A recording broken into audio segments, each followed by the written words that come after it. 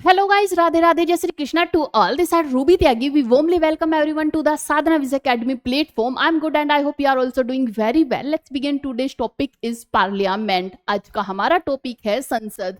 तो संसद से रिलेटेड जितने भी हमारे आर्टिकल होंगे, जितने भी इंपॉर्टेंट फैक्ट्स होंगे, उन सबको हम देखते हुए चलेंगे। आइए देखते हैं संसद शब्द कहाँ से आया है।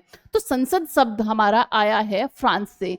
संसद शब्द आया है फ्रांस से। कहाँ से? फ्रांस से आया है। लेकिन जो संसद की जननी मानी जाती है, जो संसद की जननी मानी जाती है, वो मानी जाती है ब्रिटेन से। संसद की जो व्यवस्था आई वो आई ब्रिटेन से। संसद की जो जननी है वो भी ब्रिटेन मानी जाती है। लेकिन संसद जो शब्द आया, संसद जो शब्द आया वो आया कहां से? संसद शब्द आया फ्रांस से। और जो व्यवस्था है, जो व्यवस्था है वो कहां से आई? वो आई है ब्रिटेन से। वो आई है ब्रिटेन से। इसीलिए ब्रिटेन को क्या माना जाता है? ब्रिटेन को जननी माना जाता है। ब्रिटेन को जननी माना जाता है, संसद की जननी माना जाता है संसद की। हमारी जो पुरानी संसद है वो कब बनकर तैयार हुई थी? तो वो हुई थी 1927 में बनकर तैयार। जो हमारी पुरानी संसद है वो 1927 में बनकर तैयार हुई थी। और किसने बनाई थी? तो उसे बनाया था एडविन लुटियंस और बैंकेट ने। एडविन लुटियंस और बैंकेट ने हमारी पूरी जो पुरानी संसद है उसको बनाया था। 1927 में बनकर तैयार हुई थी। जो हमारी नई संसद है, नई संसद हमारी त्रिभुजाकार में बनी हुई है। नई संसद कैसी बनी हुई है? त्रिभुजाकार में बनी हुई है। जो आप देख रहे हैं ये हमारी नई संसद है और ये जो हमारी संसद है ये हमारी पुरानी संसद है। तो नई संसद हमारी त्रिभुजाकार में बनी हुई है। नई संसद में 3 गेट है जिसके नाम दिए गए हैं ज्ञान द्वार, शक्ति द्वार और कर्म द्वार। जो हमारी ये 3 गेट दिए गए हैं इनका नाम है ज्ञान द्वार, सेकंड है शक्ति द्वार और थर्ड है कर्म द्वार। कौन सा? कर्म द्वार। थर्ड है कर्म द्वार। तो ये 3 द्वार दिए गए हैं जो कि कौन कौन से हैं? ज्ञान द्वार, शक्ति द्वार और कर्म द्वार। ये दिए गए हैं हमारे 3 गेट संसद के। अच्छा, संसद के कितने अंग होते हैं? तो संसद के 3 अंग होते हैं। 3 अंग में कौन सा होता है? लोकसभा, राज्यसभा और राष्ट्रपति। क्योंकि अगर कोई भी बिल, कोई भी विधेयक हमारा पारित होकर आ गया है लोकसभा से और राज्यसभा से, लेकिन अगर राष्ट्रपति ने उस पर परमिशन नहीं दी, हस्ताक्षर नहीं किए, पॉकेट वीटो यूज कर लिया और पॉकेट में लेकर घूमते रहे, तो वो विधेयक पारित नहीं होगा, ना ही वो बिल पारित होगा। तो इसीलिए जो संसद है, संसद के अंग कितने दिए गए हैं? तो वो दिए गए हैं 3। संसद के अंग कितने हैं? 3 हैं। कौन कौन से? लोकसभा, राज्यसभा और प्रेसिडेंट राष्ट्रपति। ये हमारे 3 अंग हैं। इसी के साथ साथ अगर आपसे पूछा जाए कि संसद में सदन कितने हैं, तो हमारे 2 सदन हैं, लोकसभा और राज्यसभा। जो सदन पूछे जाए तो सदन कितने हैं? सदन हमारे 2 हैं। कौन कौन से? लोकसभा और राज्यसभा। 2 सदन है, लोकसभा और राज्यसभा। क्या आप जानते हैं कि लोकसभा का कलर कैसा है, राज्यसभा का कलर कैसा है? किस थीम पर लोकसभा और राज्य बनाए गए हैं? तो जो हमारा लोकसभा है इसका कलर है हरा, जो कि मोर की थीम पर बनाया गया है। और जो हमारा राज्यसभा है उसका कलर लाल है, जो कि कमल की थीम पर बनाया गया है। तो कैसा कलर है? लोकसभा का कलर है ग्रीन, जो कि मोर की थीम पर बनाया गया है। और राज्यसभा का कलर है रेड, जो कि कमल की थीम पर बनाया गया है। क्या जो हमारे देश में अप्रत्यक्ष लोकतांत्रिक है। अप्रत्यक्ष लोकतांत्रिक क्या होता है? कि कुछ भी करना है तो जनता से पूछिए तभी आप कुछ कर सकते हैं। तो इसीलिए हमारे देश में 140 करोड़ लोग हैं, लगभग 140 करोड़ लोग हैं, तो एक से तो पूछा नहीं जाएगा। तो क्या किया गया है कि 10 लाख व्यक्तियों ने एक प्रमुख अपना बनाया हुआ है कि हमारा जो कर्ता धर्ता होगा, ये हमारे डिसीजन लेगा। उसे प्रमुख बनाकर, उसे सांसद बनाकर नियुक्त किया गया है। उसे वोट देकर क्या बनाया जाता है? सांसद बनाया जाता है, या फिर एक प्रमुख अपना बना दिया जाता है, जो कि हमारी तरफ से सरकार को सारी चीजें बताता है या फिर हर चीज उनसे पूछी जाती है। तो ये होता है अप्रत्यक्ष लोकतांत्रिक। संसद का कोई भी फैसला कोई नहीं बदल सकता। मीन्स अगर संसद ने कोई भी बिल पारित कर दिया, कोई भी विधेयक पारित कर दिया, तो उसे कोई भी नहीं बदल सकता, यहां तक कि सुप्रीम कोर्ट भी नहीं बदल सकता है। तो इसे बोलते हैं संप्रभुता। ये क्या कहलाती है? संप्रभुता।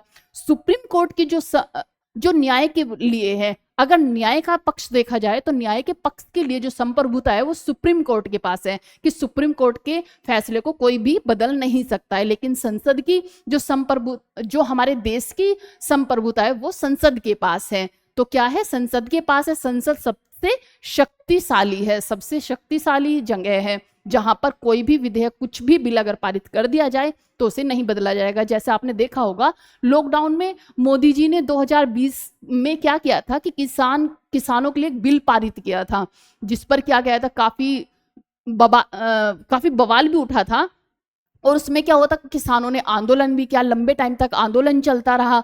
इसके बाद क्या हुआ कि सरकार ने खुद ही अपनी मर्जी से उस बिल को वापस लिया, नहीं तो उसे कोई भी बदल नहीं सकता था, ना सुप्रीम कोर्ट ना अदर कोई पर्सन। सिर्फ संसद ने अगर उसे पारित कर दिया था तो वो पारित हो गया, लेकिन फिर सरकार ने खुद से ही उसे वापस लिया। तो इस तरह से वो कोई भी बिल पारित कर सकते हैं, जैसे नोटों की अदला बदली हो, नोटों पर बैन हो, कि नोट जब बंद कर दिए गए थे तो वो भी संसद ने पारित करके भेजा था, इसीलिए सभी नोट फिर क्या किए गए थे, जो नोट बंद हुए थे, नोटबंदी हुई थी, वो किससे हुई थी, संसद के फैसले से हुई थी। तो ये सब चीजें हुई। आइए अब देखते हैं हम अपना डिटेल में। जैसे कि आप सब जानते हैं संसद हमारा किसमें दिया गया है, आर्टिकल 79 में। आर्टिकल 79 में संसद अनुच्छेद आर्टिकल 79 से लेकर 129 तक दिए गए हैं।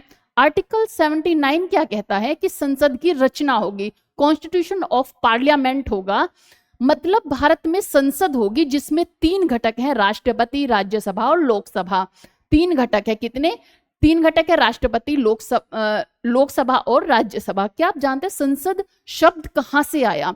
तो संसद शब्द जो है, संसद शब्द कहां से आया है? संसद शब्द आया है फ्रांस से। कहां से आया है शब्द? ये मैंने व्यवस्था नहीं बोली, ये बोलिए शब्द आया है फ्रांस से। और जो व्यवस्था है, जो संसद की व्यवस्था है, वो कहां से आई है? तो संसद की व्यवस्था जो ली गई है वो ली गई है ब्रिटेन से। कहां से? ब्रिटेन से ली गई है। ब्रिटेन को संसद की जननी भी कहा जाता है, संसद की जननी भी कहा जाता है ब्रिटेन को। क्या कहा जाता है? जननी भी ब्रिटेन को कहा जाता है संसद की। संसद, पार्लियामेंट जो शब्द है वो कहां से लिया? वो फ्रांस से लिया है। लेकिन संसद की जो व्यवस्था है वो कहां से लिए? वो लिए हमने ब्रिटेन से। और ब्रिटेन को ही संसद की जननी भी कहा जाता है। ये इंपॉर्टेंट है और आपको याद भी रखना चाहिए, क्योंकि एग्जाम में डिटेल में क्वेश्चन ना पूछ के क्या पूछता है, बहुत ही डीपली क्वेश्चन पूछ लेता है कि हमें ये तो पता है कि जो संसद की व्यवस्था है वो हमने ब्रिटेन से लिया है, लेकिन संसद शब्द कहां से लिया है तो वो भी याद रखना है कि हमने जो संसद शब्द है वो फ्रांस से लिया है।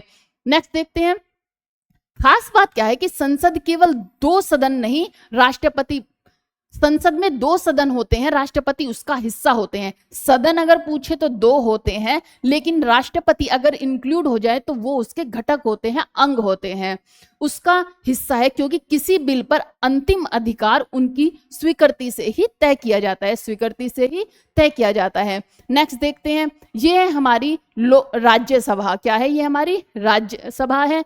और आइए, ये हमारी राज्यसभा, लोकसभा, ये हमारी लोकसभा है, और राज्यसभा हमारी ये है, ये हमारी राज्यसभा। आइए राज्यसभा की संरचना देखते हैं। हमने देखा संसद किस में दिया गया? संसद दिया गया आर्टिकल 79 में, आर्टिकल 79 में दिया गया है। और जो राज्यसभा है वो किस में दिया गया? आर्टिकल 80 में। किसमें? आर्टिकल 80 में दिया गया है राज्यसभा की संरचना। कौन सी राज्यसभा की संरचना? नियत सदस्य संख्या अधिकतम 250 होती है। राज्यसभा में जो सदस्यों की संख्या होती है 250 होती है, लेकिन वर्तमान में कितने हैं? तो वर्तमान में 245 सदस्य हैं। कितने? वर्तमान में 245 सदस्य हैं। अच्छा, नियत सदस्य संख्या अधिकतम 250 होती है, जिनमें 12 जो सदस्य होते हैं वो राष्ट्रपति मनोनीत करते हैं, और बाकी जो सदस्य होते हैं वो राज्यों या फिर केंद्र शासित प्रदेशों से अनुपातिक प्रतिनिधित्व से चुने जाते हैं। विशेष क्या है? यह स्थायी सदन है। ये क्या है? स्थायी सदन है। हर 2 साल में, कितना? हर 2 साल में 1/3 सदस्य सेवानिवृत्त होते हैं। 1/3 सदस्य को क्या कर दिया जाता है? हटा दिया जाता है। इसमें क्या है? ये स्थायी सदस्य है। क्या है? स्थायी सदस्य। बात याद रखने की है कि स्थायी सदस्य है और 2 साल में 1/3 सदस्य सेवानिवृत्त होते हैं। उदाहरण के लिए यदि किसी राज्य को 10 सीटें मिली हैं तो विधानसभा के सदस्य उस राज्य के लिए STV क्या है? सिंगल ट्रांसफर ट्रांसफेरेबल वोट से चुनते हैं, सिंगल ट्रांसफेरेबल वोट से चुनते हैं। नेक्स्ट चलते हैं, ये हुई हमारी राज्यसभा। राज्यसभा की संरचना देखते हैं।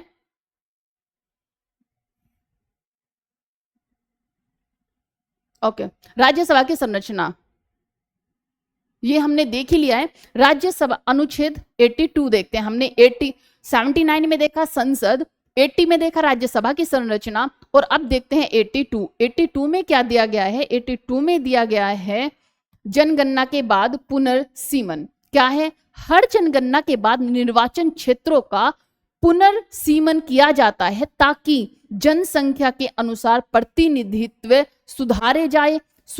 हालांकि 1971 से सीटें क्या कर दी गई हैं? 1971 से सीटों को एक मिनट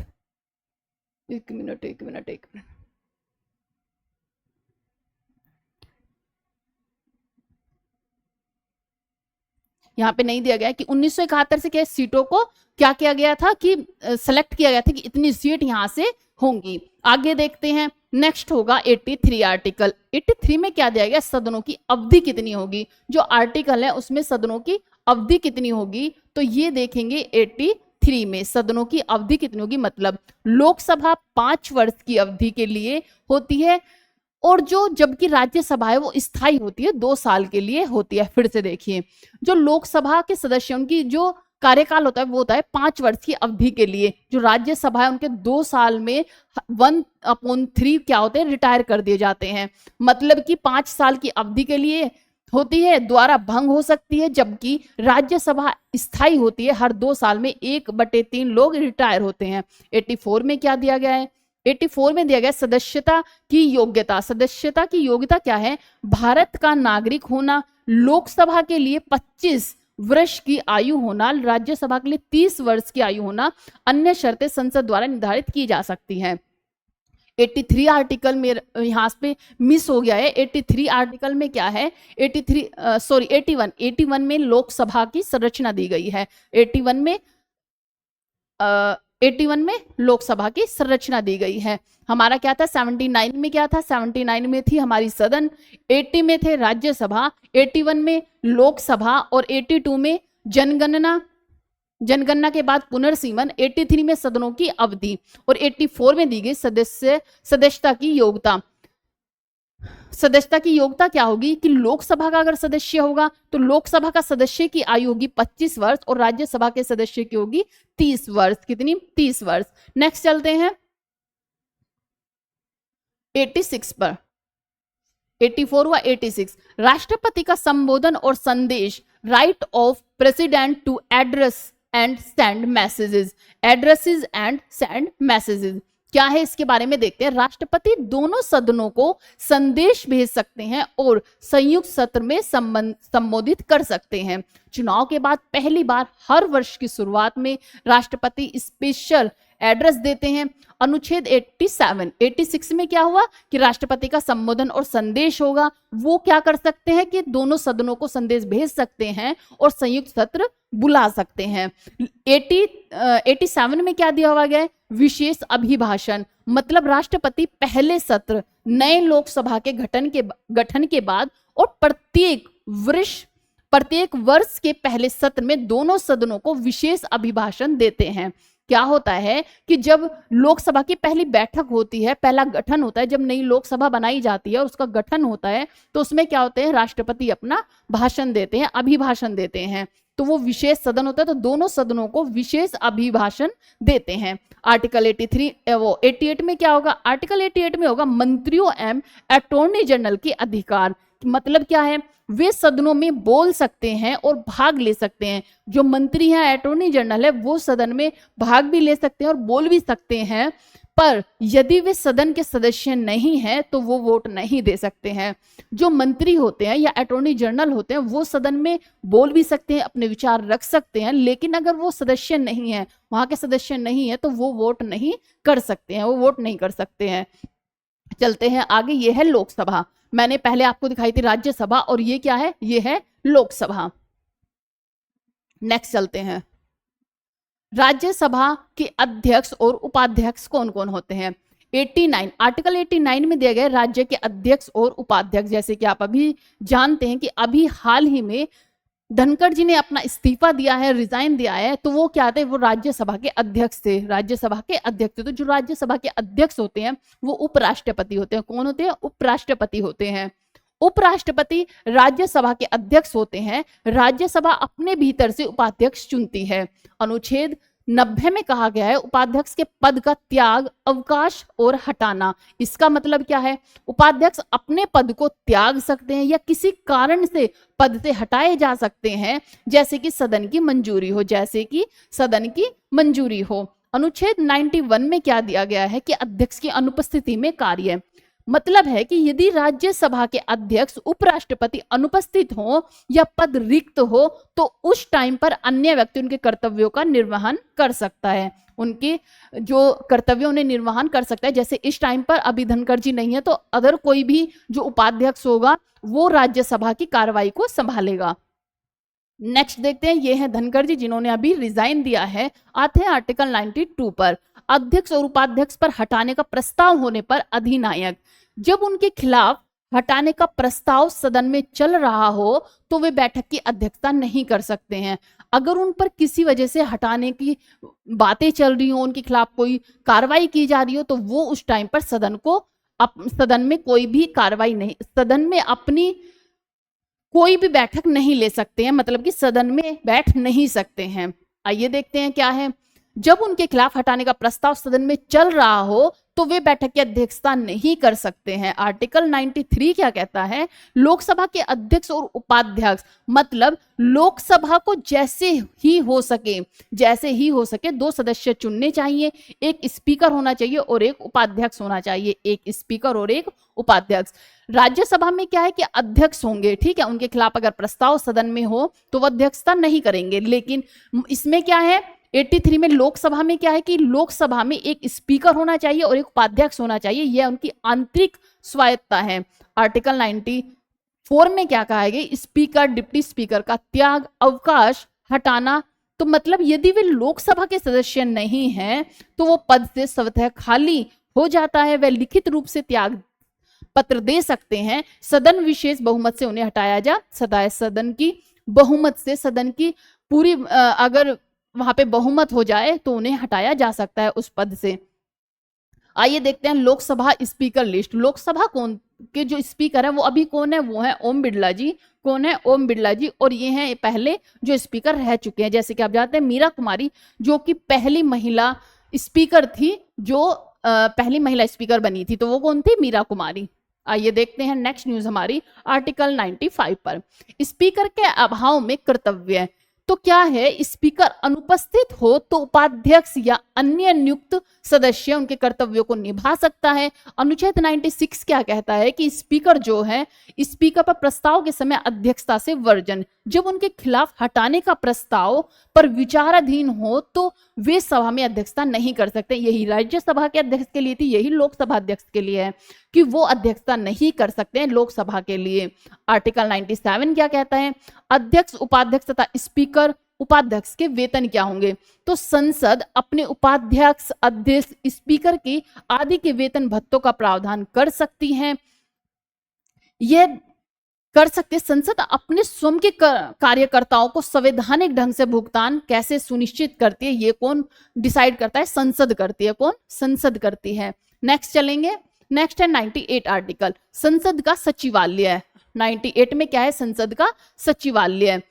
संसद का एक स्थायी सचिवालय होगा जो कार्यवाही को मैनेज करता है। और आर्टिकल 99 कहता है शपथ या पुष्टि, संसद सदस्य अपने पद पर बैठने से पहले संविधान के अनुसार शपथ लेंगे या पुष्टि करते हैं। अनुच्छेद 100 कहता है मतदान। 100 क्या कहता है? मतदान या कोरम। साधारण बहुमत क्या है? साधारण बहुमत से निर्णय होते हैं जब तक विशेष रूप से कुछ और नहीं मांगा गया हो। और जो कोरम होता है कुल सदस्यों का 1/10 भाग होता है। अनुच्छेद 101 क्या कहता है? द्वितीय सदस्यता निषेध मीन्स क्या होगा कि कोई व्यक्ति एक साथ दोनों सदनों का सदस्य नहीं हो सकता है। कोई भी व्यक्ति एक टाइम पर दोनों सदनों का सदस्य नहीं हो सकता है। ऐसा हो तो उसे एक सीट छोड़नी होगी। अगर ऐसा है तो उसे एक सीट छोड़नी होगी। ये था 101। नेक्स्ट चलते हैं 102 आर्टिकल पे। सदस्यता की अयोग्यता मतलब क्या है कि संविधान संसद द्वारा बनाए गए कानून जैसे कि रिप्रेजेंटेशन ऑफ पीपल एक्ट और दल बदल से संबंधित नियम जैसे 10वीं अनुसूची के आधार पर अयोग्यता तय होती है। अनुच्छेद 103 क्या कहता है? अयोग्यता पर प्रश्नों का निर्णय। मीन्स क्या है कि सदस्यता की अयोग्यता के मामले में अंततः संबंधित सदन निर्णय लेता है। कौन निर्णय लेता है? सदन निर्णय लेता है। और इसी तरह से यह स्विंग बोर्डिंग अपने सदस्यों की उपयुक्तता पर स्वयं निर्णय लेने का अधिकार रखती है। जो स्विंग बॉडी होती है वो अपने सदस्यता पर क्या करती है? अधिकार रखती है। आर्टिकल 104 संबंधित प्रावधान, इससे संबंधित प्रावधान क्या क्या होंगे? तो आइए देखते हैं। जो यह मुख्यतः सदस्य के खिलाफ अनुशासन, संसद का अधिकार स्पष्टीकरण के लिए मूल संविधान है। यदि ठीक है, ये हो गया। नेक्स्ट चलते हैं 105 पर। संसद सदस्यों की विशेष अधिकार। जो संसद के सदस्य होते हैं उनके विशेष अधिकार क्या क्या होंगे? तो क्या क्या होंगे? बोलने की स्वतंत्रता होगी, संसद की कार्रवाई पर कोई बाहरी हस्तक्षेप नहीं होगा, कोई परिस्थितियों किसी भी परिस्थिति में कुछ भी परिस्थिति में गिरफ्तार से सुरक्षा। मीन्स अगर भी वहां पर संसद में है और वो कुछ बोल रहे हैं, कुछ भी अपनी बात रख रहे हैं, तो उन्हें गिरफ्तार नहीं किया जा सकता है और उन्हें पूरी स्वतंत्रता होती है सदन में बोलने की। ये विशेष अधिकार है ताकि सदन स्वतंत्र रूप से कार्य कर सके। अनुच्छेद 106 क्या कहता है? वित्तीय अधिकार जैसे बजट संबंधी चर्चा। इसमें क्या है? सदन को अपने बजट खर्च आदि पर विशेष प्रक्रिया व अनुपालन अधिकार होते हैं। विस्तृत टेक्स्ट संविधान से होते हैं, बेहतर होगा। अनुच्छेद 107 में क्या है? विधेयक पेश करने और पारित करने का प्रावधान। मतलब साधारण विधेयक किसी भी सदन में पेश हो सकते हैं, चर्चा, समिति, संशोधन और पारित करने द्वारा प्रक्रिया होती है। नेक्स्ट देखते हैं 108। 108 में क्या है? 108 में देखते हैं संयुक्त सत्र। संयुक्त सत्र बुलाया जाता है 108 आर्टिकल के तहत। इसमें क्या है? यदि दोनों सदन साधारण विधेयक पर असहमत हो तो राष्ट्रपति संयुक्त सत्र बुला सकते हैं। ये राष्ट्रपति के पास पावर होती है। अध्यक्षता लोकसभा के अध्यक्ष की होती है। अनुच्छेद 109 क्या कहता है? मनी बिल की विशेष प्रक्रिया। मनी बिल की विशेष प्रक्रिया में क्या होता है? केवल लोकसभा में पेश होता है। जो मनी बिल होता है, ये आपको याद रखना होगा कि जो मनी बिल है वो सिर्फ लोकसभा में ही क्या होता है? पेश होगा। राज्यसभा केवल उसे 14 दिन के लिए 14 दिन के भीतर सुझाव दे सकती है, अस्वीकार नहीं कर सकती है। ये उसके पास हक नहीं है। मीन्स उसके पास ये राइट नहीं है। जो राज्यसभा है मनी बिल पर अपना राइट नहीं दे सकती। 14 दिन के अंदर ही उन्हें अपनी परमिशन देनी होती है और लोकसभा में ही पारित करना होता है। तो मनी बिल के ऊपर जो शक्ति होती है वो किसकी होती है? लोकसभा की होती है। अनुच्छेद 110 क्या कहता है? मनी बिल की परिभाषा क्या है? केवल राज्य के राजस्व या व्यय, ऋण, कर आदि से संबंधित बिल को मनी बिल माना जाता है। लोकसभा अध्यक्ष जो होते हैं वो प्रमाणित करते हैं। अनुच्छेद 11 क्या कहता है? अनुच्छेद 111 कहता है राष्ट्रपति की स्वीकृति। मीन्स सभी बिल पर राष्ट्रपति की स्वीकृति होनी चाहिए। राष्ट्रपति बिल को सहमति दे सकते हैं, वापस भेज सकते हैं। कौन? सिर्फ राष्ट्रपति। राष्ट्रपति बिल पर सहमति भी दे सकते हैं, वापस भी भेज सकते हैं और पॉकेट वीटो भी बना सकते हैं। नेक्स्ट देखते हैं आर्टिकल 112 में क्या दिया गया है? वार्षिक वित्तीय विवरण। वार्षिक वित्तीय विवरण क्या है? मतलब यूनियन बजट। यूनियन बजट जिसमें अनुमानित आय और व्यय की जानकारी होती है, संसद में पेश किया जाता है। अनुच्छेद 113 क्या कहता है? अनुमानों। अनुच्छेद 113 कहता है अनुमानों के संबंध में कार्यवाही। मतलब संसद को यह अधिकार है कि वह विभिन्न भागों के खर्चों के अनुमान की जांच करे। क्या कहता है 113? कि अनुमानों के संबंध में कार्यवाही संसद को यह अधिकार है कि वो विभिन्न विभागों के जो खर्चों के अनुमान है उनकी जांच करे। फिर आता है आर्टिकल 114। 114 क्या कहता है? विनियोग विधेयक। विनियोग विधेयक क्या है? तो यह है बजट से पैसे निकालने के लिए विनियोग विधेयक पारित होना आवश्यक है। नेक्स्ट चलते हैं। नेक्स्ट अनुच्छेद 115 संघ निधि से भुगतान, निकासी। क्या है? संघ निधि से भुगतान क्या है? केवल संसद के प्रावधान के अनुसार राशि निकाली जा सकती है। अतिरिक्त खर्चों के लिए भी विशेष प्रक्रिया होती है। अनुच्छेद 116 कहता है खर्चों के अनुशंसा इसका मतलब क्या है कि राष्ट्रपति की अनुशंसा के बिना कोई व्यय नहीं किया जा सकता, कोई भी खर्च नहीं किया जा सकता है, विशेषकर जब योजना बजट से जुड़ा हुआ हो। आर्टिकल 117 क्या कहता है? खर्चों पर नियंत्रण। आर्टिकल 117 कहता है कि खर्चों पर नियंत्रण का मतलब क्या है? यह तय करता है कि किस हालात में संसद को खर्च करने का अधिकार है।